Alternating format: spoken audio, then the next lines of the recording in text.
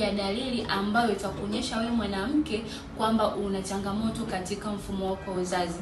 Jambo la kwanza kabisa, wanawake ambao wanahisi dalili zote za mimba, yani wewe unahisi kichefuchefu, unahisi tumboni kama mtoto anacheza, lakini pale ambapo unaenda kupima hospitali unakuta hauna ujauzito kabisa.